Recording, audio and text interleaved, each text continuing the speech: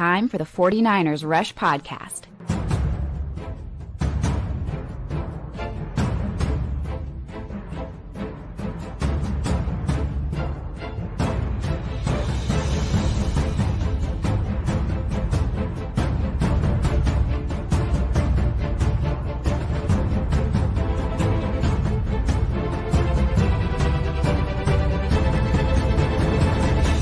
And here's your host, John Chapman. What is going on, faithful? Not a victory morning today, sadly. Coming off the loss, it seems, perhaps, I'm bringing my own interpretation into this, but I want to kind of like turn it over. Seems things are pretty rough out there on these streets, ladies and gents. Judging from social media, emails, DMs, and just overall kind of atmosphere at the game and in the parking lots after that loss to the Seahawks, it's low out there. So what we're going to do, we're going to start the show with some positives, because there are positives after the game. Yeah, you lost, a lot of negatives to take away. We're going to spend some time on those, fault, blame, whatever else, lots of that to go around. And I'm not saying they don't belong, but it's not always bad. And so I really want to start this show with some type of, man, these things are going well. Because there are a lot of things that are going well. Got to say thank you to the executive producers of today's show. We got David Gill, Kilted 49er, 49ers George 365, and Corey Robbins. This is episode 1263 of the 49ers Rush. Freaking love it, man. Now, what's up, RTP? How y'all feeling today? I want to ask the chat. Like, I know it's probably not a good question to ask. It's rough out there. Aaron says, packed house today. Oh, man. Yeah, we'll see.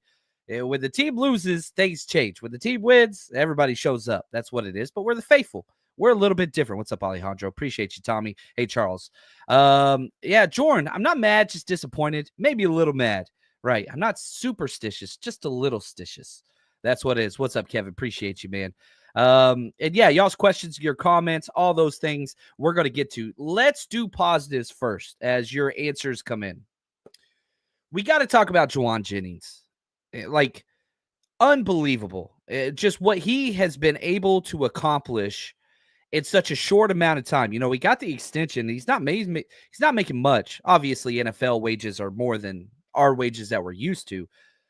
But that's our wide receiver one moving forward. Like, I understand Ayuk, and he's not going anywhere. I'm sorry. Jauan Jennings has earned and proven that he is just everything that the 49ers believe in. Physicality. This team's lacking physicality by a long shot. Jauan Jennings, you just throw the damn ball to him. He doesn't need separation.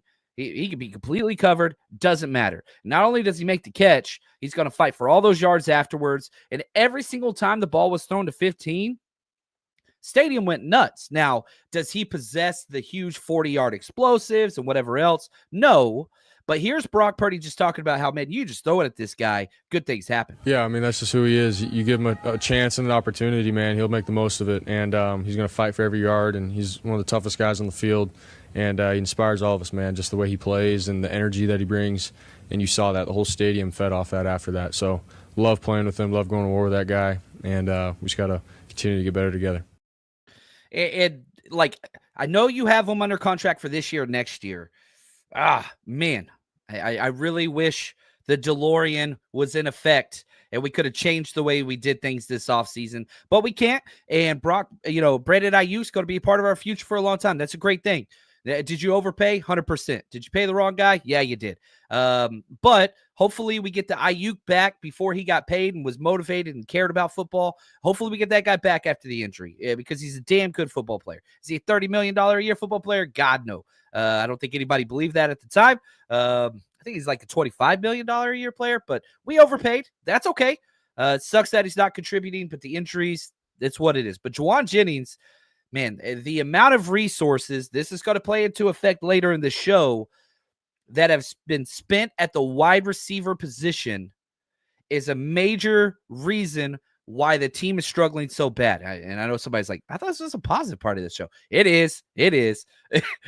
We got Alejandro like, get mad, Sean. It's probably going to come at some point in this episode. Hopefully not right now. But Dominick Puni, good Lord. Absolute home run, third-round pick. dude has been incredible. You have 2 quality old linemen. You got Trent Williams and you got Dominick Puni, who was a 3rd-round pick. Think about all of those 3rd-round picks we have squandered on kickers and terrible tight ends and wide receivers and running backs that we just throw those picks away. Just 3rd-round pick. We don't even care. Look what a 3rd-round pick can do. Look what a 3rd-round pick can do. Invest in the trenches. Invest in the trenches. Invest in the trenches. Defensively positives, Diamondor Lenore, good gosh, led the team in tackles. He was everywhere. The slot fade, which has killed us forever, shut another one down. Tyler Lockett slot fade. And on that play, Devondre Campbell was covering Jackson Smith and Jigba. Dear Lord. Geno chose to throw the slot fade. Demo shut it down. So Geno Smith, he throws that, whatever. But how cool is it that we have a nickel who brings the physicality, can stop the slot fade, can play outside, the fact that he's locked up long-term. Gosh, that dude, he's the mirror of Jauan Jennings. This tough as hell, physical, multiple, versatile, does whatever you need in every single given moment. Those are guys to build around. And also, let me say this, I didn't get to do, I wanted to do a full breakdown on kind of his salary cap and all that stuff and the contract details. Had some family stuff going on, whatever. But here's the thing.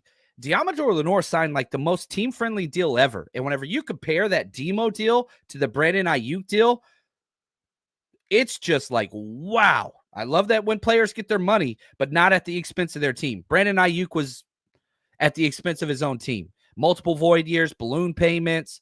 Oh, gosh. It's going to be hard to build around that contract in the future. I'm just telling you. It's a terrible contract for the 49ers. You look at the Demo deal, that dude believes in team. That dude believes in being a part of the 49ers. That dude believes in doing what's best for the people around him. Night and day difference. And I know I'm going to get some bad emails on this, and that's okay. I understand. But one of those players went into this negotiation period thinking about the team and himself. One of these players went into the negotiation period thinking about only one person. That's his right, and the 49ers chose to side with that. I think it was a giant mistake, but that's okay. But got to credit Demo. Team-friendly deal, no drama, got it done early, no balloon payments, no void years, just beautiful contract where he got paid, generational wealth without holding the team ransom and screwing the rest of the team over.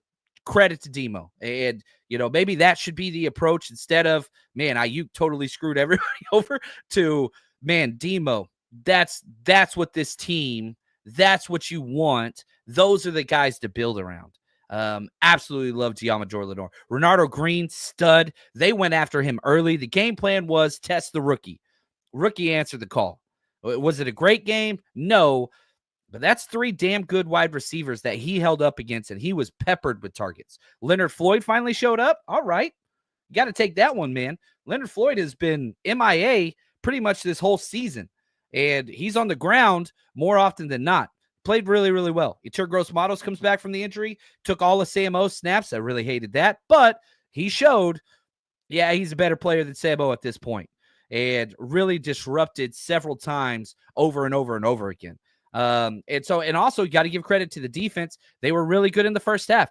The Nick Sorensen's not my guy. I really wish we would move on right now, personally. But again, I'm not Shanahan. I'm not part of this Shanahan loyalty program where he just refuses to fire anybody unless your name's Steve Wilkes. But we'll dive into that. But you do have to give Nick Sorensen and this defense props. They're good for the first 2 quarters. Second half, they're terrible every single game. We'll dive more into that. But first half defense, pretty solid. Pretty solid. Special teams didn't suck. That's huge. That's huge. They were not terrible. Jake Moody missed no kicks. And were they good? Did they give us, any type of advantage? No, but that's not what the game plan is, right, Kyle Shanahan? It's just don't mess things up. So from that standpoint, 49ers special teams met all criteria for a quote-unquote successful game just because they didn't screw it up. That's about it. Ugh. I don't know how else to put that in any positive way. It's what it is. Now, Yeah, I'm going to say it. If you look at the kickers that we have released, like Andres Carlson, dude hit a 58-yarder. Man, I get mad. Right here, Alejandro, I'm going to keep going back to this. Get mad, John. I don't want to. Corey says we're basically out of the playoffs. So what is going well exactly? I don't think we're out of the playoffs. Now, yeah, is it super, super bad? Yeah, it's terrible. The 49ers have the second worst division record in the entire NFC. We're only better than the Giants, and they just what's it called? Bench their quarterback. But you're one game out. You're literally one game out of first place in the NFC West. Now, your division record's going to make that almost impossible. You're going to have to win a whole lot of games, but that's the way it goes. Is it good? No. But can you win all the games at once? You can't. And here's Brock Purdy talking about how you move forward after this. Yeah, I mean, I think that's our mindset for sure, is to win every single game. And, you got to do it one at a time. You can't look too far ahead. Up next is Green Bay, and we have to be all in on that and not look up. We just have to look down and do our jobs, get better as a unit, and we just got to find a way to win. It's the NFL. It's not easy, and nothing's ever given to. So I'll say this. The crazy thing is there's lots of weird things. You look at this schedule. The 49ers have 0 wins against a winning team. Against a current winning team, the 49ers have beaten 0 of those teams. The easiest part of our schedule is done. And you lost all those games. Rams, you lost that crap. You lost to the Cardinals. You lost to Seattle. Like, those are easy gimme games. You just threw them away. You threw all of them away. Now you've got the hard part of your schedule. So maybe it just takes the 49ers playing a good team to get to the point, where you're going to go play. But now you've got the Packers, who are a damn good team. And then you got the freaking Buffalo Bills, who I would argue might be the best team in football. They just beat the Chiefs. I think I would argue the best quarterback in football currently. It's either him or Lamar Jackson. Like, they're a damn good squad. So those are your next 2 games. Like, this was your easy game at home. Now you're on the road back-to-back, cold climates, outdoor, going to be freezing, going to be hard, going to be all those things. Your back's against the wall. It's time to put up or shut up. You got to. And, you drop both these games and you drop to 5-7, you're not making the playoffs. 5-7, you're not going to the playoffs. I'm sorry. 17 games, 10 wins, you might get in. 11 wins, you're getting in. 12 wins, you're competing for the division. You're probably a division winner. That's what you got to do. Not a lot of games left. Now, if you are going to Buffalo, you got to come party with us. We're going to be out there. We're flying across country, baby. We got a 49ers Invasion event over in Buffalo at the Rec Room from 2 to 8 p.m. the day before the Buffalo Bills game. Going to be a blast. Get your tickets. 49ersrushroadtrip.com. And then our tailgate. Our tailgate is going to be fire, man. We are literally 1 block northwest of the stadium at 3880 Abbott Road. It's going to be gigantic. Half Bills fans, half 49ers fans. I'm not breaking no tables. Y'all can. Tickets, got to get your tickets early. We only have a limited number of spots for this one to make sure everybody has a good time. So 49ersrushroadtrip.com. If you know anybody going, please send them that information just so they can party with us. Let's have a good time. Bobo, did the 49ers fans in the stadium boo? I hope they did, so they got the message. I'm a weirdo, and it's funny. I'm sitting there. I think I don't know. My son would say, like, I was acting like a boomer. Like, I'm a weirdo. I believe in stadium etiquette in a lot of different ways. Like, you don't go up and down your seats during the middle of a play. You don't do that. You wait till the play's over. You wait till the drive ends. You wait till it's official timeout. Like, if you're walking up the stairs, like, there was this guy that kept just coming and going. He wouldn't really pay attention to the game, which is fine. That's his prerogative. But, like, it was the middle of a play. It was like a 3rd down crucial play. He tried coming in. I was, like, right on the aisle. And I was like, whoa, just wait a second. and the guy next to me was like, thank you. Because he didn't want to confront me. I would try to be mean. It was just like, dude, you're not going to walk in front of me during the game. Just stand there on the stairs or squat down. And the guy, like, recognized my voice. I forget his name, and I apologize. But he was like, man, dude, why don't you do a show on stadium etiquette? Because people don't understand. And so I'm going to work up something. But it's like, dude, don't walk in front of people on 3rd downs and 4th downs. Wait till the play's over, then go to your seat. Just hang out on the stairs, squat down, get out of people's way, then go sit down. Come on, man. We're all Niners fans. Be what it is. But no booing. I'm a 100% non-boo person. You guys know me. That's not who I am. But I will say this. It was felt in the stadium that the fans were not pleased. And I think there's ways to do that. I don't want to ever, anything that the Eagles do, I don't want to do what they do, right? That's the antithesis of what a quality fan looks like. Those are horrible humans. I've been there. I've been punched in the back of the head. I've been tackled in Philly. Like, that ain't it. Snowball and Santa Claus, that ain't it. Like, no. So I'm not a boo guy. I'm not saying you shouldn't be. You do what you got to do. But, yeah, stadium etiquette, I think, is important. And I think everybody felt it wasn't great. Monkey Boy, appreciate the super chat. Undisciplined play, bad coordinators, overall clunkiness every game this year. Firing Kyle isn't a solution, but this year's a bad reflection on it. Man, that is very well said. That is very well said. Bad coordinators.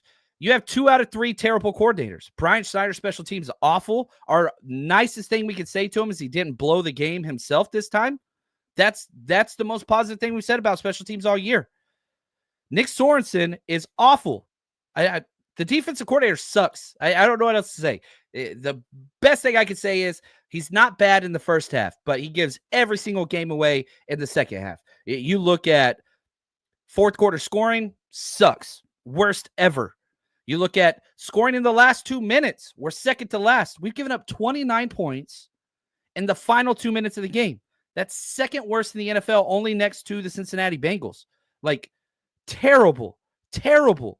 I said this, like, the 49ers have to be up 13 points in the fourth quarter to have a chance with this defense. The defense is really good through the first 2 quarters, but then Nick Sorensen, he runs out of steam. He can't call plays ever in the fourth quarter or 3rd downs. Any pressure situation, Nick Sorensen's not good.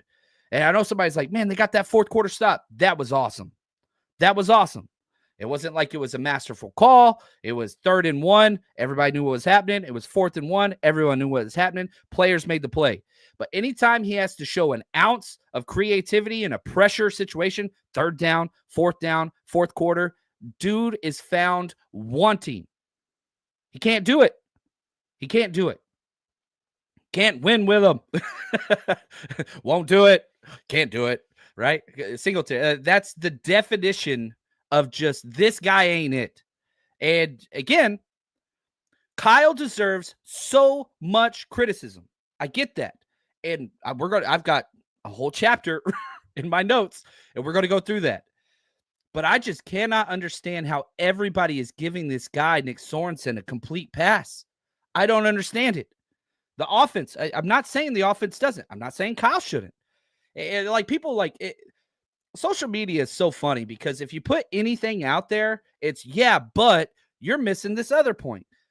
I'm criticizing Kyle Shanahan of the offense consistently, but if any criticism of Nick Sorensen, people get defensive, and I don't understand why. I don't know why he has earned the loyalty or the Teflon status that this guy's something to be protected.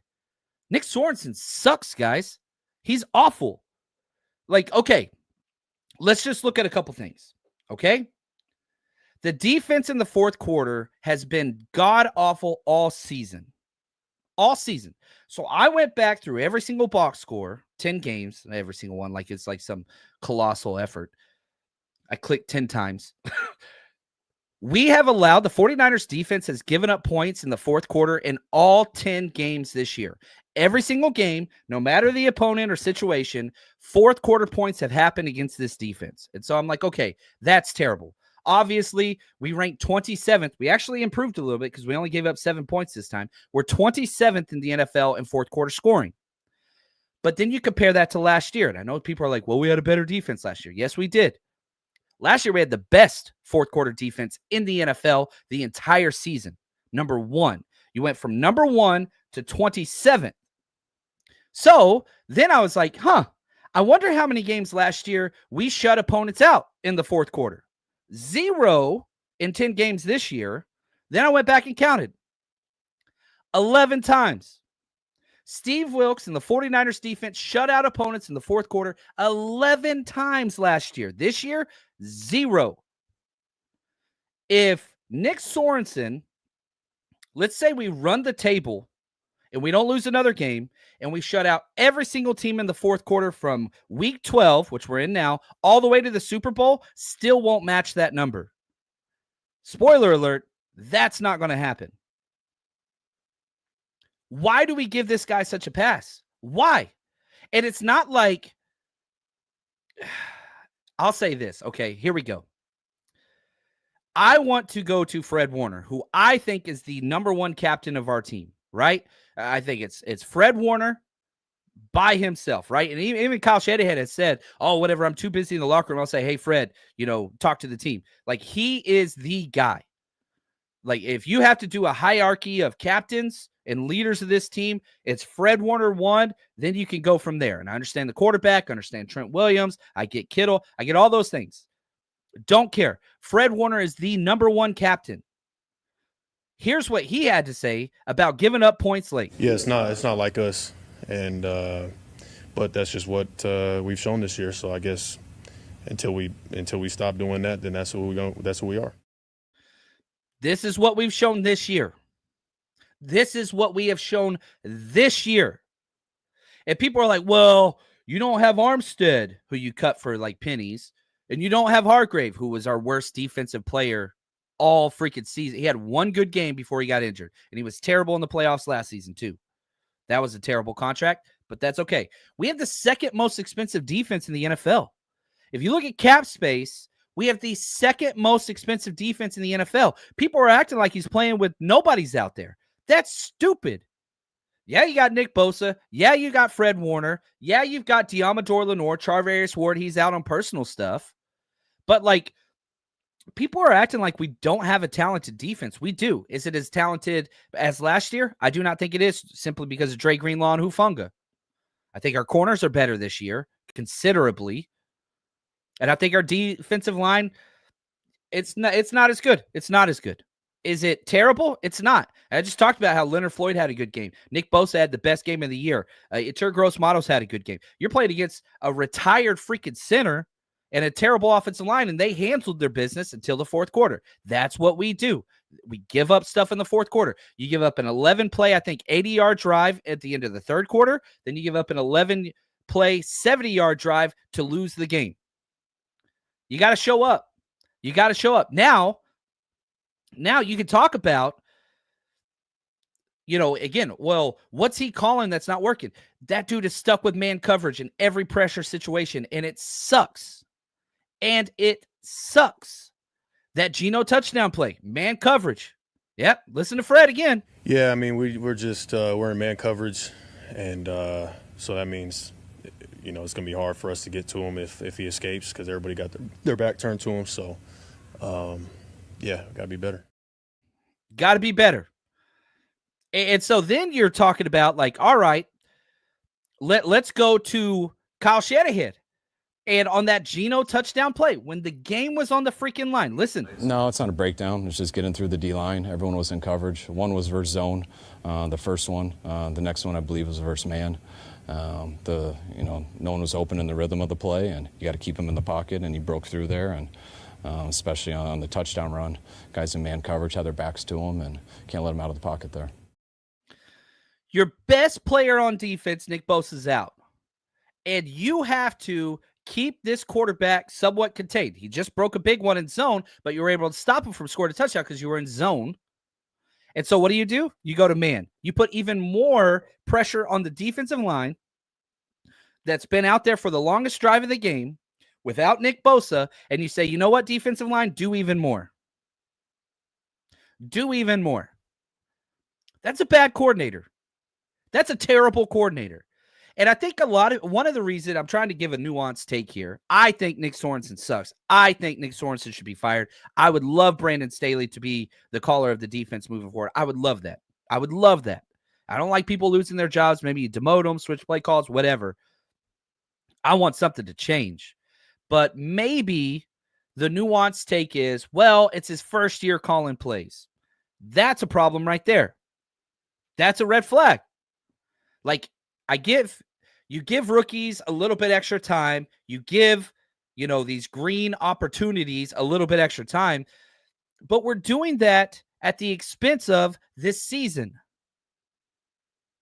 Now, again, Kyle Shanahan deserves a lot. We're in the second half of the show. It's going to be all Shanahan and offensive talk. That exists. Devondre Campbell sucks. Why you still got him out there? D. Winter sitting on the sideline. Why do you still have him out there? Sorry, I pulled down the chat. I had to look away because I was so mad. And there's a lot of stuff on there, and I'm sorry. I'm trying to get through this, and it seems like everybody's just going after Kyle. I think that's the easiest thing. We're going to spend the second half of the show talking about Kyle, because if you see a team lose, you just blame the head coach. Like, that's very simple, and I understand that. But God, this defense! How do you go from 1st and something to 27th overnight? And we're not getting better. We're getting worse. We're not getting better. David says, we need a new DC, new special teams coordinator. I also think we need someone to come in and help Kyle figure out a scheme once it gets stagnated. We're going to talk about that in the second part of the show. But yeah, new DC, special teams coordinator. It's really hard to have 2 out of 3 coordinators suck at their job. Yeah, right here. Tom, D. Winters. He's got to play more. He's so damn good. Oh, Oscar, playoffs. I can hear it. Mora. Playoffs? We're talking playoffs? Yeah, I freaking love it. Avatar says, tank. And again, I don't ever believe in tanking under any situation. I just can't do it. I just can't do it. I don't care if it's checkers. I don't care what it is. If I'm playing a 6-year-old girl, it's going down. I don't care. I can't do it. I can't do it. So I'm against the tank, whatever. Now, if the draft was today, this might provide solace to some of you. The 49ers would be drafting 18th. That's where we would be picking if the draft was today. Good news or bad news, we could get better or worse. I still think the playoffs are more of a possibility than, what it is. But that's what David says. Our defense gets diced up without Bosa. Simple. Yeah, that was true. We got another sack, though. We put him at 3rd down.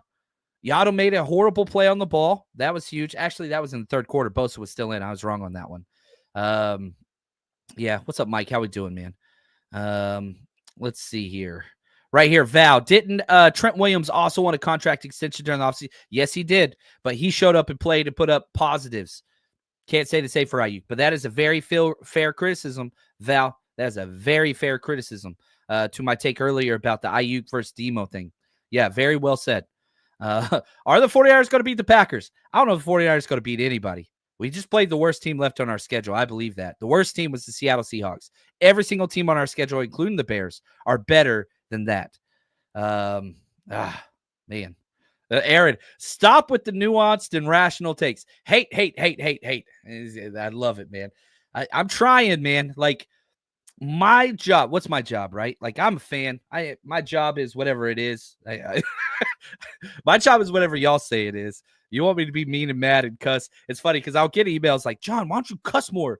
John, why don't you do this? John, why don't you do that? But it's what it is. Travis, John, it's due to the soft coverage. Man, I wanted to stay in soft coverage the majority of the game. I really, really did, because Geno just makes mistakes. That's how we got that one turnover. The Isaac Yadam interception. Should have changed the game right there. But our linebackers, it's bad. Yeah, right here. Wilkes, come back, please. I would trade a 3rd-round pick to have Steve Wilkes call our defense for the rest of the year. I trade a 3rd-round pick.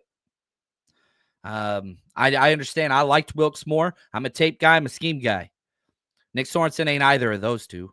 He's not. He's a field guy, and he's a tendency guy. I can tell you what Nick Sorensen is going to do on every single 3rd down. Every single 3rd down. I never knew what Wilkes was going to do. The opposing offense can tell what, Sorensen's going to do on every single 3rd down. Every single time. Bobo. John, do you bring back Greenlaw now or sit him for the tank? No, you bring him back. You need to know, like, you got to build forward with Greenlaw, and you're hoping Greenlaw comes back to the same way he played. You signed that dude to an extension. You've seen what happens when you have a bad linebacker too. No, yeah, you bring him back. I'm not in on the tank, guys. I am not in on the tank. Jam, Sorensen's horrible. Travis, we only do soft coverage in the fourth quarter. Makes no sense. Yeah, it's bad, man. Right here, Slick. I knew Sorensen wasn't it when he first got the job. I heard him speak at the press conference. It was bad. That was terrible. Travis, he says, I think our captain's not holding the team accountable. Debo's freaking choke slamming people on the sidelines. That's accountability. And Debo deserves criticism because I don't think that he had a good game. I think he had a terrible game. But, man, we got a freaking captain holding people accountable on the sidelines and people get upset. I don't care what the people think. Like, you choke slam that dude. He's an idiot. He's an idiot. Long snapper talking trash to a captain? Get that shit off my team. Know your place. Know your freaking place. Raymond, appreciate the super chat. You're the freaking man. He says, the winds of change are starting to blow. Coaching staff needs to be changed. That includes Kyle. Bill Walsh was gone after 8 years. We need to have an honest talk with ourselves. This hurts. I think changes need to be made for sure. I'm not on the fire Kyle thing. I get why most are. I understand. It's easy. Fire Kyle. Like, people were telling me, fire Kyle last year. Fire Kyle the year before. Been to 3 out of 4 NFC championship games. That's unreal. I'm not on the fire Kyle crowd. But if you think he should be fired, you can go bet that. That's up on my bookie right now. We had a good week, which is weird. We went 6 for 12. We pushed with a little bit extra on our bets this week, which is crazy. We got so close to having a killer week, but it's what it is. We'll talk about those. But we actually did pretty good this week. And so, whenever you have a heavy week, like we bet big this week, and you don't lose money, that's a positive. But if you haven't bet with us this year, man, we're up big time. You know football. You watch all the games. You know what's going to happen before it actually does. So why don't you put your knowledge to the test over at MyBookie, where you can bet on everything? Go to mybookie.ag, use promo code 49ERS, 49ers, or scan this QR code next to me, and they're going to match your initial deposit. Put in 50, you get 50. Put in 100, you get 100, all the way up to $1,000. Plus, you can bet everywhere. California, Texas, doesn't matter. I've been in California for years. I've used it for 6 straight years. Easy to get money in, easy to get money out, trusted source, and you can bet on anything you want. You want to bet on politics, any sport, you name it. They've got the casino if that's your thing. You name it, MyBookie is there for you. Now, make sure you use promo code 49ERS to get that double deposit. And MyBookie, bet anything, anytime, anywhere, only with MyBookie. All right, the PFF scores just came out. Take this for what you will. And I think this is hilarious because this is what we were talking about. The number 1 rated defender, D. Winters, an 85.1 score. He got 10 snaps. Meanwhile, Devondre Campbell, 60 out of 60 snaps. He played every play. But to be fair, Devondre Campbell ranked as the 3rd highest rated player. I thought Campbell had a good game till the fourth quarter. He got tired and it showed. Obviously gave up that touchdown run and the scramble run to Geno Smith.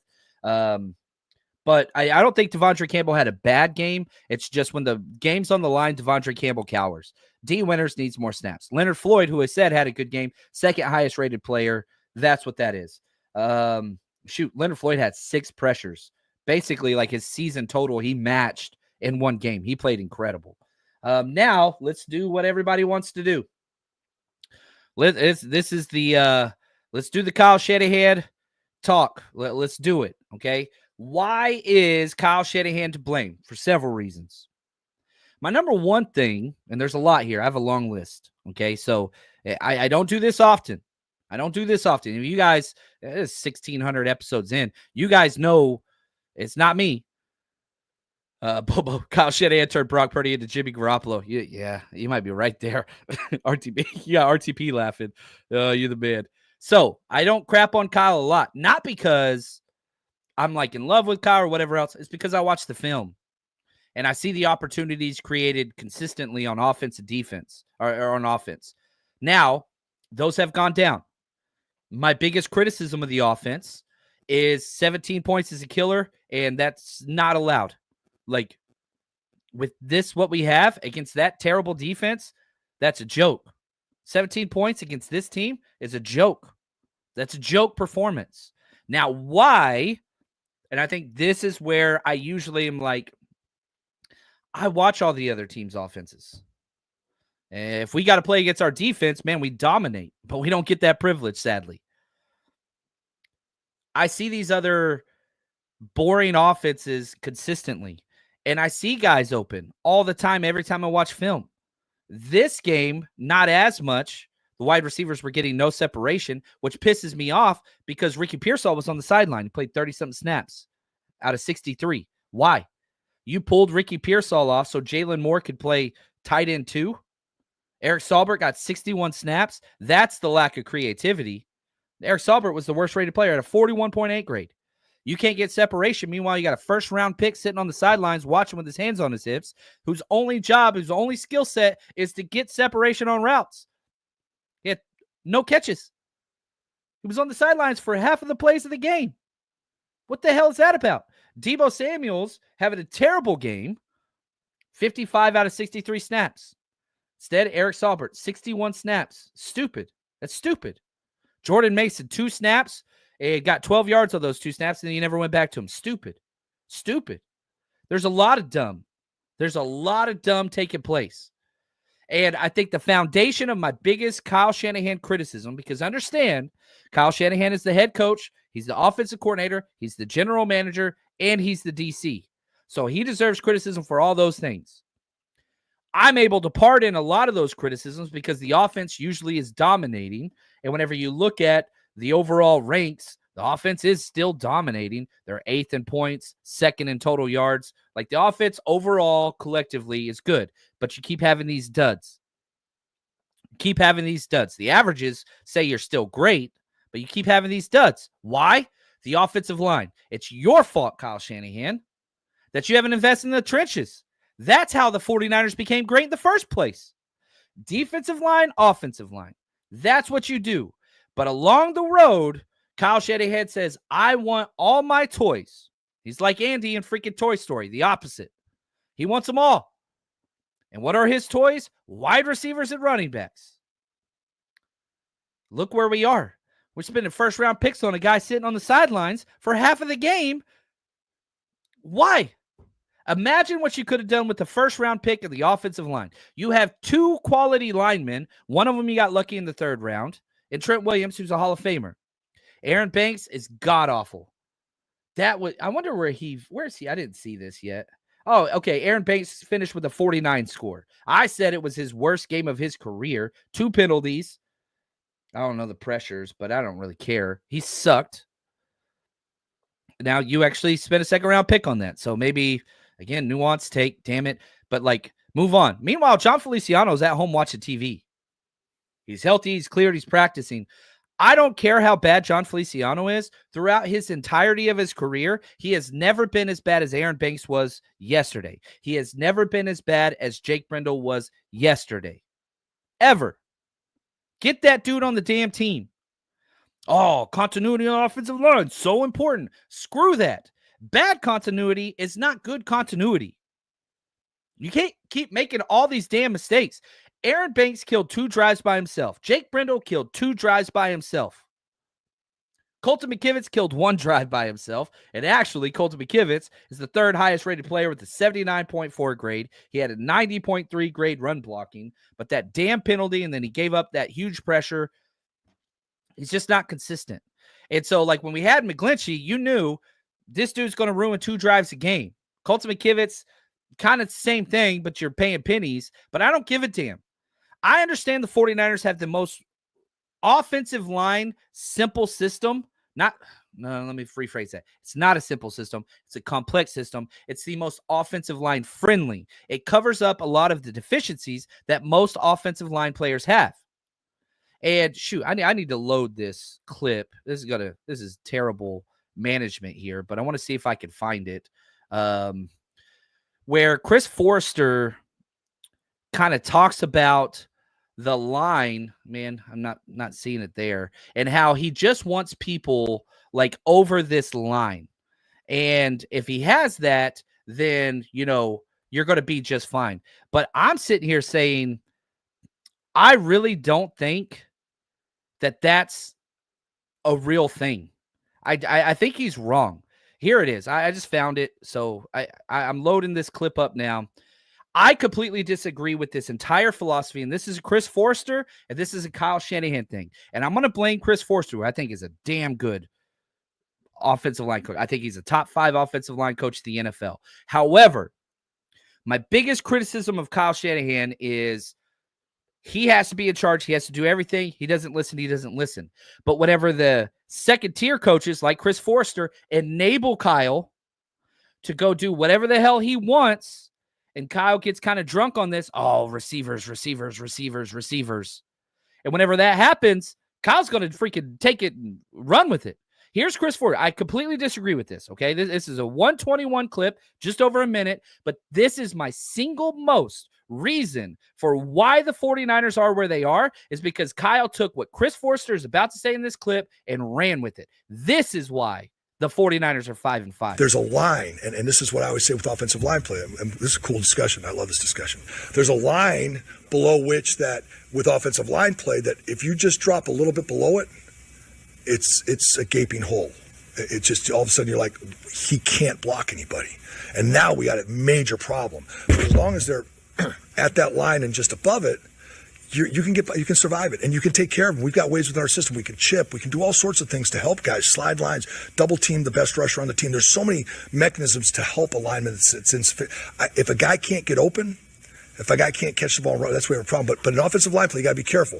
You got to have those 6, 7, 8 guys that are just at that line or above, and that's the challenge. Where's that line in the draft? Is it the 3rd round, 2nd round, 4th round, 5th? When's that line where all of a sudden the tackles have dried up, the guards have dried up? Now you're talking about drafting backup players, which is fine. They're backup players, but they're not going to be long-term starters for your team, and that's the challenge for me. Because eventually the guys that can run and score touchdowns run out. They're not there anymore. So you have to find those quality starters at other positions. And you got to be right, because oftentimes when you draft a lineman in the 4th or 5th round, there might be a guy that could come in immediately and contribute on special teams, contribute to be a backup linebacker, safety. And that's where, so I'm not, okay, we didn't draft him first, second. We got to take somebody in the 4th round here, because I got 5 guys, got 5 holes to fill. So so much there. He's wrong. Now, again, the 49ers, this outside zone, Kubiak, Shanahan, hybrid, whatever you want to call it, don't care. Yeah, it's the most offensive line friendly system in the NFL. It really, really is. You can take lesser talent and get more out of them. However, you can't have subpar players consistently out there. Aaron Banks is not a subpar player in the NFL, and he's going to get paid by somebody. But when Aaron Banks has any type of injury whatsoever, which he did this week, he sucks consistently. I love Aaron Banks. I think he's a great dude. He's from El Cerrito. I think he's awesome. I hope he gets paid. Not a foundational piece. He's not. And yeah, man, my man Aaron, thank you from Facebook. Passed on Tristan Wirfs and Creed Humphrey. Creed Humphrey was on the board. We traded back 5 spots. Creed Humphrey was still on the board, and we took Aaron Banks. The best center in football was there. I was screaming at the top of my lungs, go get this guy. Now, again, stick with the nuanced takes on my own draft takes. I was the one that wanted to trade up for Trey Lance, so yeah, I'm an idiot. But I was right on Creed Humphrey. I mean, dude, if we had a quality center, the 49ers are a championship team. If you put Creed Humphrey on the 49ers, not the Seahawks, or not the Chiefs, 49ers won that Super Bowl, period. I don't even care. It's not even close. Tristan Wirfs, he was sitting there. We had a need at tackle. You could have taken that easily and just rode off into the sunset. Those 2 simple moves. Don't draft Kinlaw, draft Wirfs. Don't draft Aaron Banks, draft Creed Humphrey. Done. But we don't invest in the offensive line. We don't do it. And Aaron goes on to say, look at the Steelers loading up on O-line this draft and last year's draft. And yeah, they're dominating, man. They're playing really smart football. And they don't have any of the weapons on the outside. Yeah, Pickens is awesome, but man, they got him in the 2nd round or whatever? We got all first round everythings. Trading multiple picks for running backs and whatever. More wide receivers, paying wide receivers, trading for wide receivers, signing wide receivers. Wide receiver. Why? Because that's what Kyle wants. Not what Kyle needs. And my issue is, let's get somebody that can freaking John Lynch, do your damn job. Well, Kyle says, Chris Forster says, you just got to be at that line. Bullshit. Bullshit. We're below the line. Wherever the line is, Jake Brindle is drowning underneath it. Period. Period. I don't care what anybody says. And you can show me so many positive clips. And you can tell me Jake Brindle's great. And agents can email me all the damn well you want. Shut the hell up. Shut up. Like, no, you are wrong. You are wrong. Jake Brindle sucks consistently, and him watching players get tackled over and over and over again. It's inexcusable. And all of the offensive penalties over and over and over again. Inexcusable. But nope. We got to keep that continuity. We got to keep that line. It's a joke. It's a joke. That's my biggest thing, man. And, you know, you go back to, I got to turn my fan up. I'm getting upset. And here's my biggest thing. We go back to the draft this year, and our draft class has been off the charts. So, like, you got to understand, it's criticism, but, man, they hit home runs in the draft. But why are we still spending first-round picks on wide receivers? I love Ricky Pearsall. I love the story. I love what he's overcome. Why is his ass on the sidelines for half of the game so we can have Jalen Moore play tight end too? Really? Really? So Eric Saubert can have 61 snaps? Really? What the hell, man? I don't. We can't get separation. Brock's struggling. Let's keep Ricky Pearsall on the sideline, because I thought the best way to help Brock, and I think a lot of fans thought the best way to help Brock, was to get him offensive line help, which helps the run game, which sustains drives and pass protection, all those things. Now, Kyle says, nope, we want to get space creators. Well, space creators, they're creating space on the sideline. Meanwhile, Jake Brindle's watching people getting tackled over and over again. Literally watching people get tackled. And, okay, so, like, I get this. And this is what everybody always says right here, Michael. Kyle puts the choke in whatever. Bobo, Kyle chokes over and over again. No. This is where I disagree. Because you go into the fourth quarter and you're behind. Kyle Shanahan scores a touchdown. You get the lead in the fourth quarter. You got back the lead. Then what happens? Defense lets an 11-play, 70-yard touchdown go. And then somebody's like, whoa. They got that fourth down stop. Yeah, they did. Yes, they did. They got the fourth down stop, and they should have never gotten the ball back again. Should have never done it. However, Kyle called the perfect play. He called drift. Which is the 49ers staple. It's the staple before Shanahan even came here, and Debo was open on a crosser. And what happened? Pressure up the front. Here, let's listen to Purdy. Obviously, just stay on the field. Try to move the chains, get them to use their timeouts, and run out the clock. And we failed in that area. So got to execute better. Got to stay on the field, find a way, and we didn't. So we gave him a chance at the end, and yeah, that's what happened. There you go, man. Like, Brock Purdy didn't. It was a terrible pass. It was behind him. He had pressure in his face, and he even talked about later on how, well, yeah, there was a defensive attack. Jake Brindle, Aaron Banks, Colton McKivitz. So your line, take your line and shove it. Shove it, because you're wrong. You have been consistently wrong. And anytime you go up against a dominant defensive lineman, you get destroyed consistently. And so, again, like, people are like, oh, Kyle Shanahan choked in the Super Bowl. No. And again, I just gave all these props to freaking Steve Wilkes. No. The 49ers, Kyle Shanahan, and the offense walked onto the field in the Super Bowl down 3 consecutive times. Walking on the field with the offense, you're trailing in the fourth quarter and overtime 3 times. Every single time they walked off the field, they had the lead. I'm sorry. That's badass. That's awesome. And you did the same thing this week too. You did the same thing. Defense at some point in the fourth quarter has to show up. And again, I'm a defensive guy. I was a defensive coordinator. It's kind of how I cut my teeth. So, like, I'm always going to put on the defense. Now, the 17 points, that's a joke. That's a joke. But what happens when the game's on the line? The 49ers drove down and got the lead in the fourth quarter. Now, should they have done that the second time as well? Well, here's the deal. It's equal in both. 49ers offense crapped the bed on one drive in the fourth quarter. 49ers defense crapped the bed on one play in the fourth quarter as well, one drive. But that's the difference. It was an 11-play, 70-yard drive, whereas Brock Purdy missed a second down throw. Man, get me hot over here, bro. Get me hot over here. Yeah, the Birdman, you play 60 minutes. That's what's up. Yeah.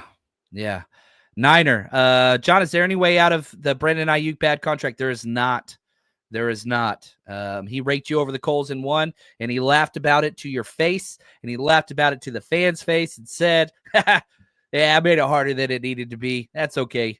And shrugged his shoulders, and we all still accepted him, and we are all just like, he's a good guy. Yeah, you guys let them do that. 49ers draft character, not talent. That's a fair criticism. That's the post Reuben Foster. They changed it, and I think what the 49ers are drafting, they're drafting well. Look at this draft class. It's peppered top to bottom with studs. But you didn't draft a defensive lineman. You didn't draft a defensive lineman. You didn't draft a defensive lineman. You didn't draft a D lineman. What the You drafted 2 guards. Oh, you didn't draft a center. You didn't draft a tackle. You didn't draft a defensive lineman. You drafted 2 guards. And then you cut one of the guards that was actually pretty good. Anyway. And now all this goes back to Shanahan. And the criticism needs to be there. I hate how the offense just goes inept over and over and over again. I can't stand it. And yeah, Ed right here. Kyle, run, pass over. I would say run, pass is like his thing. My favorite plays in football, and he did this once this game, is the third down run. It was 3rd and 5. We're in no man's land, kind of at that 45-yard line where, like, do you punt, you kick a field goal? We ran and got the first down. I love passes on first down. I love runs on second down. I love runs on third down. We don't do that very often. Ed goes on to say, Kyle's too predictable.